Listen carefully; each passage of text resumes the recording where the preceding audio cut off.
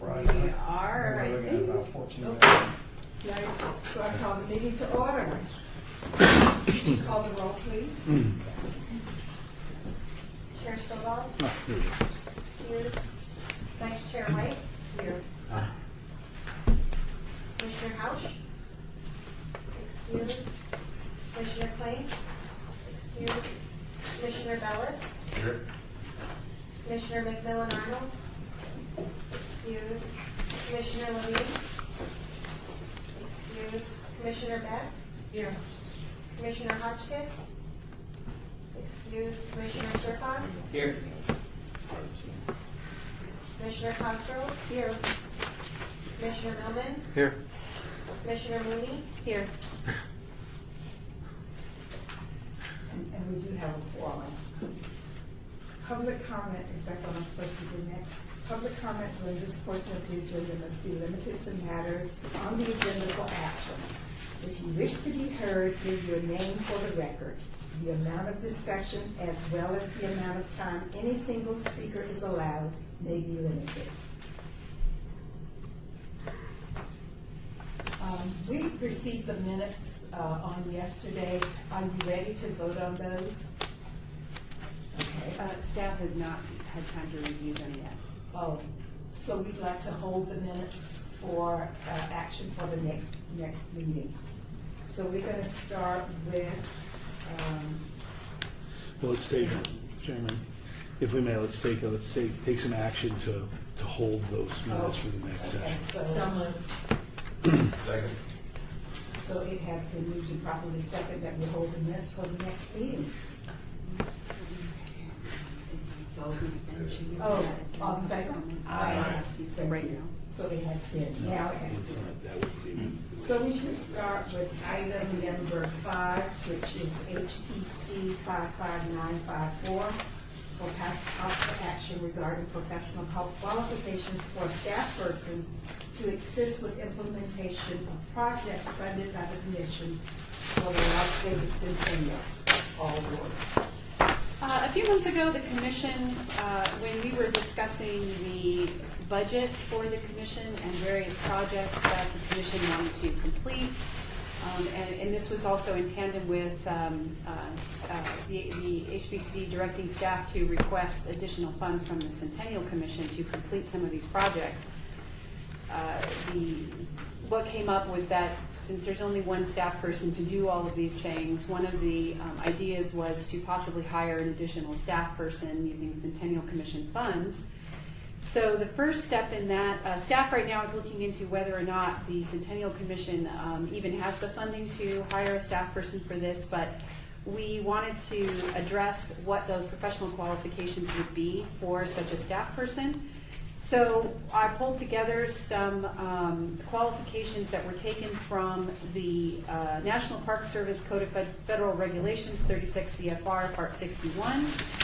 They are professional qualifications. They had a number of different qualifications for archaeologists, architectural historian, those types of things. So I kind of combined what I thought is, I just took little pieces from each one of those to kind of see if we could find a very well-rounded individual. Someone could meet some of the architectural historian qualifications and or archaeological qualifications. But basically it would be someone that had a very basic knowledge of historic preservation so that there wasn't this a lot of time taken up by training and those types of things. Otherwise the point is moot. So if the commission likes these, we may kind of mold some of these as we go along, but this is our starting point with some of these professional qualifications, and then we can move forward with questions of budget. So I was very impressed with these qualifications. Any comments, any changes? How much are we going to pay this person? I think it has to be quite a bit. Well, I'm hoping for a turnkey operation. So any comments, anyone? I'll second. So, all in favor? Aye. Okay. So Courtney, you can take us to the next step on that? Yes, I'm this magical person. yes. I may apply. Item number 6, HPC 55955, for possible action regarding the draft fall 2013 Historic Preservation Commission newsletter, Historic Connections. So did everyone have a chance to look through these? I just want to note a correction. It's actually fall 2014. Oh, It yes. was corrected on the agenda, but not on the staff report. And just in the future, when we get ready to do these, please know that your input and your articles are welcome, please. Courtney, you've done a great job as always. As you probably know, I'm supposed to be the editor, but the credit goes to Courtney. I was a little bit behind, so I apologize. I didn't vet it through you first. So are we in approval? Have you had a chance to look at this? Of course you have. So anybody, comments, discussion? I think it looks really great, Courtney, doing this job. And Clay T, whatever you did with it too. Thank you so very much. She wrote an article. Very nice, very helpful. So can we get this approved, please? Move to approve. Second. All in favor? Aye. Fabulous, thank you so very much. Our next item is item 8, item 6, item 7. Report by Department of Planning regarding update on the West Side School Restoration Project located at 350 West Washington. Thank you. We actually have Robert Chattel with us today, who's going to provide the summary with also a PowerPoint presentation. Robert, do you want me to do this, or do you want to, whatever you're more comfortable with? That would be Okay, great. sure. Do you mind if I just join you? No, please. And we also, who does not have a handout of the PowerPoint? Richard, do you?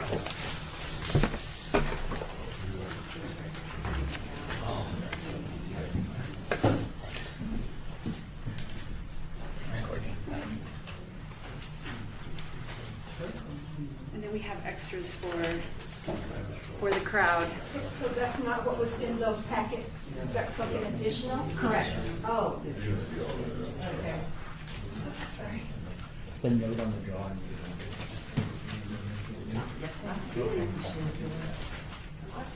Can we pull up the PowerPoint? Yes.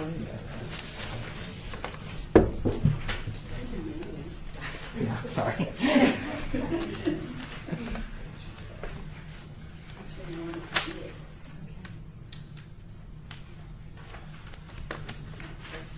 Thank you. Is that the first? I feel like that's not the first slide. Is it? That is the first slide. Okay. So you have a packet in front of you that summarizes this, but I wanted to walk through. I'm Robert Chattel. I'm a preservation architect, and we've worked on several projects with the city. This is our current project where we're working as a consultant to KME Architects, the project design architects, and Mel Green is here, as well as Sam Tolman from the Public Works Department. I just want to walk through some of the progress that we've made over the last several months and going into over a year. We're stalled for a bit, and now we're moving full steam ahead, which is very exciting. The site consists of 2 buildings, for those who aren't familiar with it. Maybe, Courtney, does that have a... Oh, it won't work on this. Oh, the On laser, pointer. yeah, it doesn't work. Maybe I'll stand up. So there's a building to the east side of the site that was constructed in 1923, shown in the upper left. Here it has an addition at the rear from 1928, but we refer to it as the 1923 building, and the 1948 building, which is a courtyard-shaped complex fronting on the street. That too has an addition from 1960, which is this portion, and we'll talk about that. It's just a single room that was added.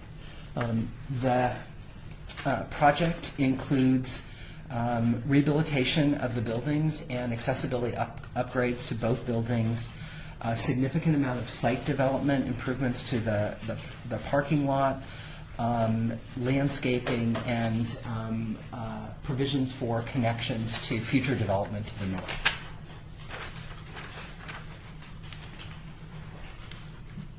I guess I'll have to Technology. go over there. Now I have to stand. Thank you, Vanna White. So KME Architects, with our input, prepared this set of drawings. I believe we're close to receiving a building permit. Is that Very close. Very close to receiving a building permit, which for those of us who do this regularly, getting the building permit, it takes a lot of effort, as you might imagine.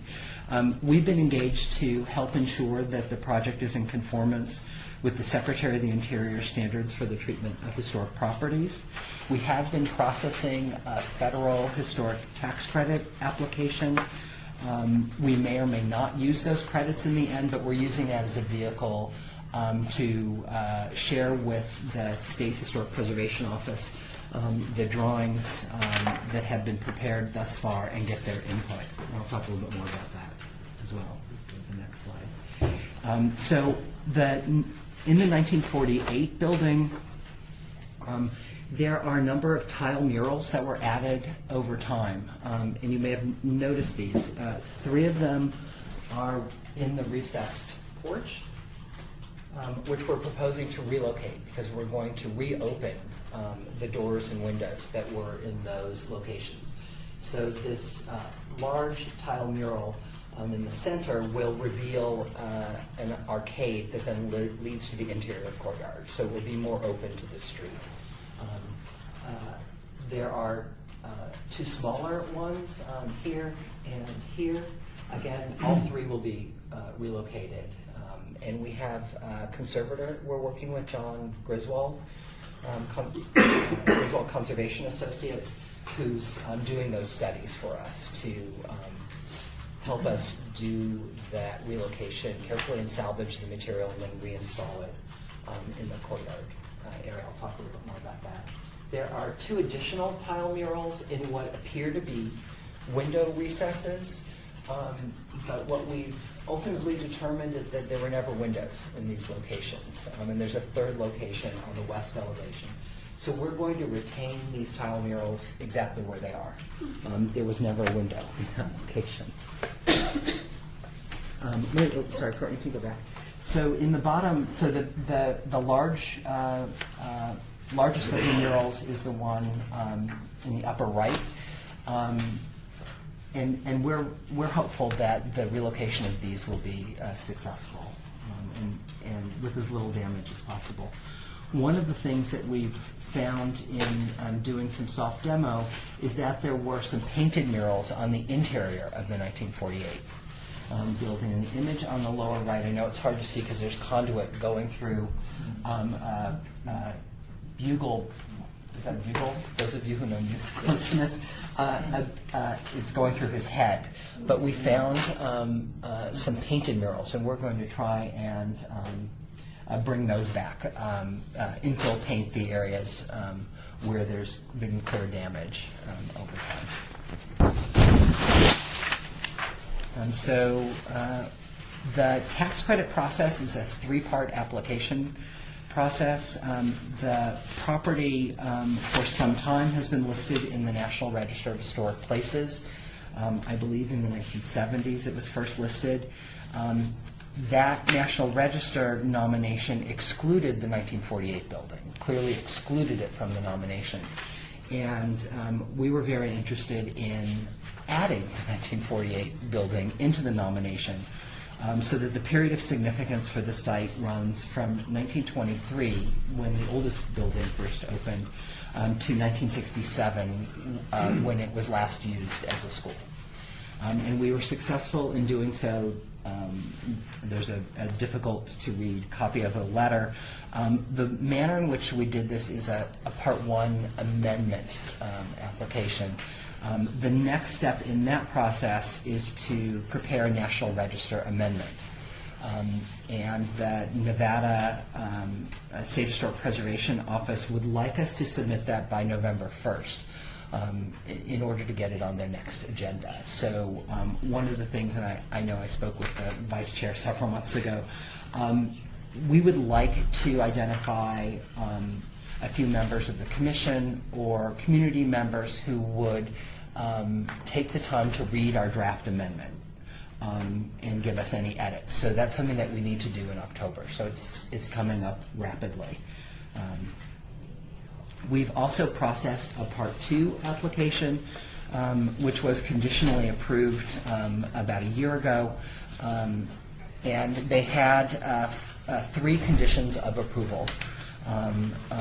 The first was to simplify the landscape plan and to retain the north wall of the 1960 addition, which we'll talk a little bit more about, to remove the railing and gates proposed for the south elevation, which is in the bottom right here, so that the porch of the 1948 building still reads as open and accessible to anyone walking on the sidewalk, and to detail the replacement windows to match historic windows. So in the 1948 building, as you see, maybe we should move on, there were a number of windows that were removed. I'll talk about that in a minute. Let me start with the landscape plan, which was the first of the conditions. We previously had a more elaborate trellis structure in the north portion of the courtyard. We've now removed that, and we have a series of benches. A limited area of turf, so the only area of green turf would be in the north courtyard, decomposed granite, and a fountain in the south courtyard. So this is what the courtyard looks like today on the right. Based on the historic photographs we've reviewed, it looks like it had a very simple landscape over time, probably really dirt and a few trees. So this will be a significant enhancement. One of the things that the SHPO clearly wanted us to address was a fairly elaborate lighting scheme that we have, and we've simplified that tremendously. So the lights will be generally in ground without an elaborate fixture, so that they're simple and let the building read through. When you see it now, there's a series of trellis structures that line the courtyard. Those are later alterations, and those will all be removed. I mentioned the 1960 addition at the north wing of the 1948 building. It extends from about here to here, and it has some significant structural issues. It has differential settlement, and it's been temporarily tied back into the 1948 building. We looked at the possibility of actually removing it and came up with an initial scheme about a year ago of retaining it but opening it up as exterior shaded patio area, like a shade pavilion. And we proposed originally to open up the north wall because of the structural issues. We thought it would be best to just remove all of the walls and put in new columns at the corner. And what we ended up with, based upon the review by the state and federal approval agencies, is to retain the north wall. And it has a small window opening. It currently has a window air conditioner. In that opening, we'll open it up full width. We are still looking at the possibility of retaining the wall, but more likely it will be reconstructed because of the structural damage. But we'll have a solid wall at the north and open sides. So it can be used at any time of year. The locations where we're proposing 2 of the tile murals to go would be within that covered patio area, so somewhat protected. This is the west elevation. It's a long elevation, so the drawing is cut. In the top image at the far left is another one of those blind windows like the south elevation, and we're proposing to move the smaller of the 3 tile murals to that recess, so similar to the south elevation. In the window locations, and all of these are currently infilled with concrete block. There are no windows on the west elevation. So in these locations where windows used to be, we're going to remove the concrete block and install contemporary in-kind replacement of the historic windows. There'll be steel sash with an insulated dual glazed unit. So this is the west side of the building, so it gets a great deal of solar heat gain. And we're looking at using the clearest possible glass that we can use and still maintain an appropriate environment on the interior. There are 2 locations where there are small storage, supply closet, support spaces, where we're proposing not to put in windows because you enter through a small door on the side. We're proposing to remove the existing block infill and reinstall block infill, but inset slightly so that there's a shadow line. But we're not proposing to put windows in those locations because it's not a habitable space inside, and we're going to use them as part of the mechanical system in the building. So these are some images of the proposed site furnishings, benches with a sort of mission arch shape that reflects the character of the 1923 building, and the fountain, all very simple in form. Probably a bit easier to see here because the color looks pretty good. We did color analysis with Griswold Conservation Associates and are proposing a paint scheme that will be a bit brighter and more cheerful, which is exciting. And again, this is based upon microscopic paint analysis of the actual paint. So we're not making up these colors. It's true to its historic form, and we will, as part of our standard procedure, do some tests of these colors and make sure that they're right when we're working with the painters. So we'll make a final determination. We might make the color scheme slightly lighter or slightly darker based upon what we do in terms of our field tests, but it will be based upon this analysis.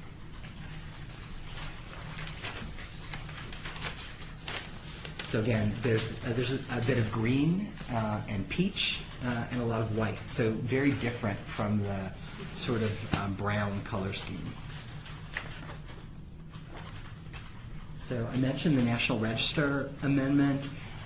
I'm not sure if you'd like to discuss amongst yourselves, but it'd be helpful to know who we might contact if the vice chair or other members of the commission would like to see the draft of the National Register nomination. We'd be happy to distribute it to a small group. When do you think the draft will be ready? Hopefully by October 1st. And then let's just move on to the end, and then we can chat if that's okay. And lastly, I just wanted to let, there's one more slide, yes?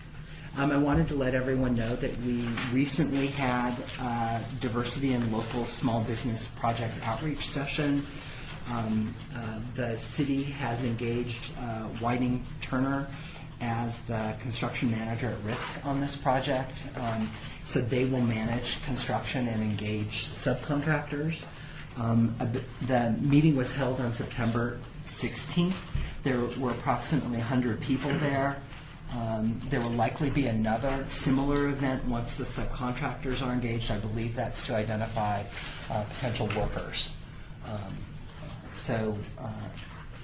I think it's a great process to have, especially for this project. So that concludes my presentation. So I'd like to open it up for discussion. I have a question first about that porch area that's open onto Washington. Oh, let's see, what's the best? Right there? Yes. Yeah. So right now it's a place for the homeless to sleep. How do we propose to open it up to the street and to the sidewalk and to prevent it being used by the homeless? It's proposed to be an active space, so it's one of the major entrances to the building. The radio station that's currently in the 1923 building will move to the southern portion of the 1948 building, and one of the ways you'll gain access to their offices is through this south portico. For us, it's all about having activity, so active eyes and ears, and people using it for its intended purpose. We're well aware of the challenge. And I think with the additional tenants as well, there'll be some self-policing, a little more than, right now the building is, unused, so, and that area is not really seen from the radio station that well, so there's not a lot of eyes on it. So remind us again what the building is going to be used for, what the community has proposed. Sure. No?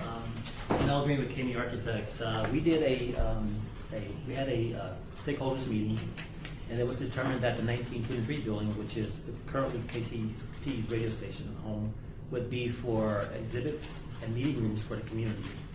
The 1948 building, you would have retail spaces. We did a market study, so there are some uses that are identified for that area. So it would be retail spaces, office, professional offices, perhaps a small internet cafe. Thank you. So any questions, comments? That's good. And we don't have to act on this in any way, do we, Courtney? Thank you so much. Thank you. And you probably know I've been asking for this report for some time, so thank you so much. I think maybe Courtney could help us identify who we might want to send the draft nomination. I will send an email. Okay, great. And I think that we probably should include Brenda Williams if we can. Yes. Okay, And Brenda's been very helpful Yes. in getting us photographs and so forth. exactly. I failed to mention before we started that this meeting is in compliance with the open meeting law.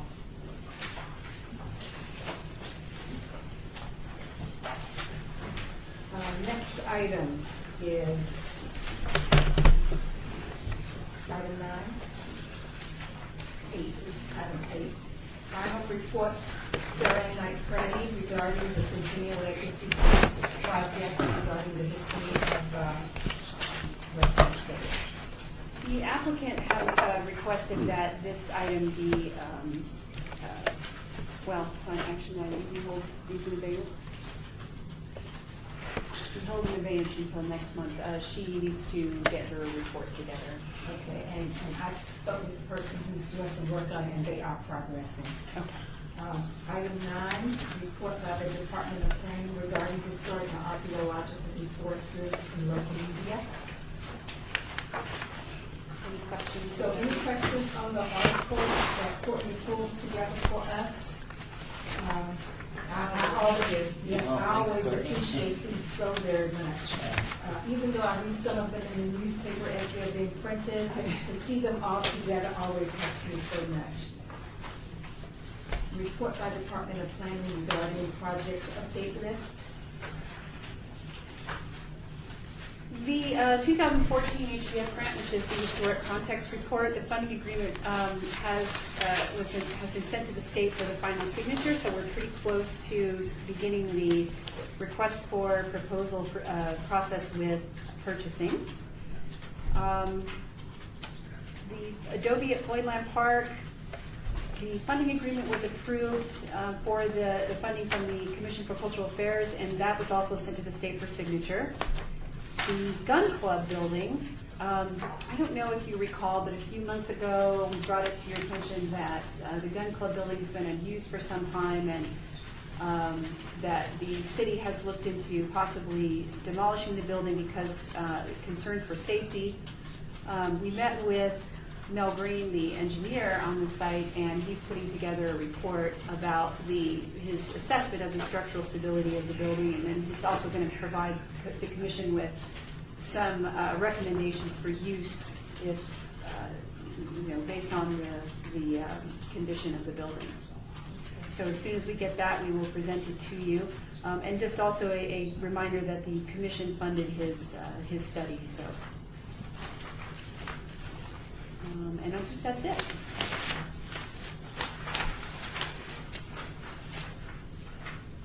You've heard from Department of Planning regarding downtown project list. Are there any questions about any specific projects?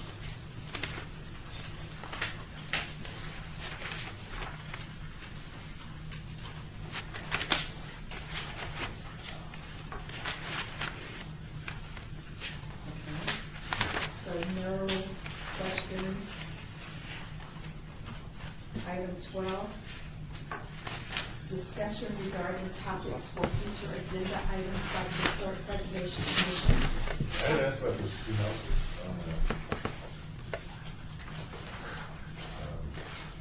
1208th Street and this is Street right here. It was just the others and You know what, I had requested the information, and then, I apologize, I went on vacation. So I will email that to you. What was the agenda that the request for Well, I was just action? wondering what was going on because I didn't want to see two more just empty houses. Okay. sitting there. Can we just email the commission with the information about the status of those homes? Yeah. Or is there action that you would like to take on? Okay. And just remember, well, she emails the commission in its entirety. Please don't reply all and talk back and forth about things that we send you. Don't reply all? Yeah, reply. If you want to reply back to Courtney, please do. Or if you want to reply to one of your other commissioners, please do. But please don't reply back to a quorum of this membership. I Wasn't there totally also, apologize for that. wasn't there also supposed to be an item for this meeting that we had talked about last meeting that started with a discussion of the Blue Angel and got a little bigger and didn't seem to appear on this agenda? Right, we discussed that, I discussed that with Commissioner Levine and Chair Stoldahl, and it was determined that there would be an item on the October agenda that in order to take action on either expanding that study or doing another study, that the commission would need to know whether or not they would have funding to do such a thing. So my report would include the information from the Centennial Commission as to whether or not we actually had more funding in the HPC budget. Does that make sense? Yeah, you're delaying until October to see whether there's money available to do what they might potentially want to do. Right. That's in the, the commission had already decided to do a additional survey on Fremont Street. That was in that list of projects that was, that will be submitted to the Centennial Commission for, as part of that request for funding. So we just wanted to, before we took action on the details of that, we needed to make sure that there would be funding to even move forward with that project. Okay.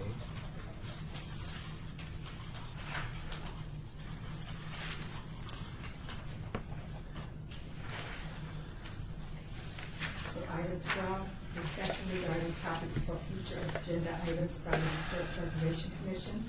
Comments made during this portion of the agenda by individual commission members shall refer solely to proposals for future agenda items, and any discussion shall be limited to whether or not any such proposed items is or within the purview of the commission, and or whether such proposed items shall be placed on a future agenda. No discussion regarding the substance of any such proposed topic shall occur, and no item shall be taken regarding the proposal. David, do you have an item that you would like to see on next month's agenda? Well, just the one that but it's already been I don't know, it's already been we thought we were doing that item when that discussion just came up. I think it's already been so ordered, I think. So any other items for next month?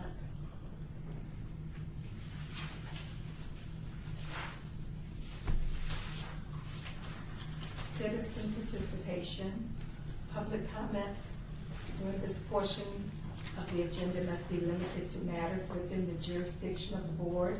No subject may be acted upon by the board unless that subject is on the agenda and is scheduled for action.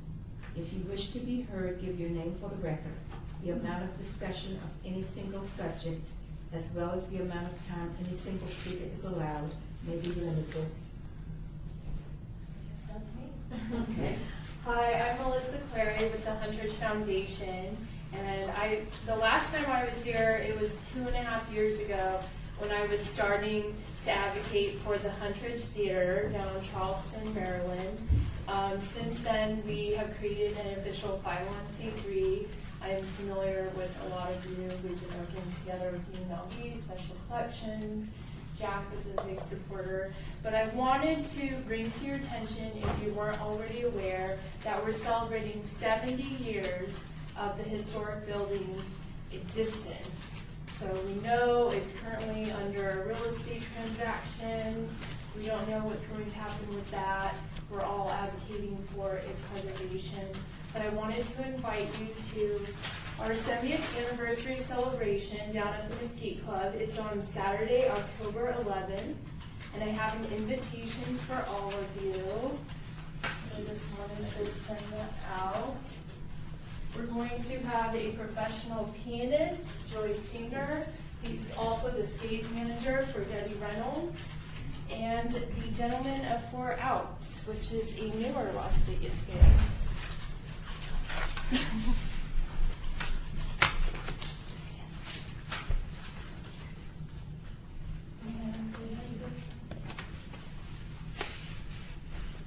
So we will have, we have a memory project where we've been documenting theater memorabilia and photography, and we will have vintage photos out.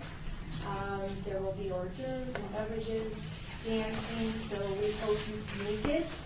If you'd like a poster to hang out at your facility or your office, let me know. I have some. You would? Okay.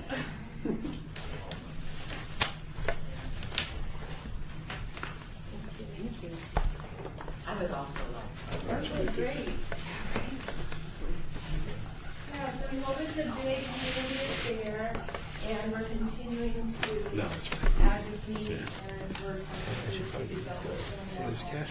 I'll take down these specials. I have more. Would you guys like some too? Okay. It's in my vehicle, so I'll have to do that. Okay, but that's all I have. Wonderful. Any questions? Anyone? Thank you so much. So if there's nothing else, the meeting is adjourned.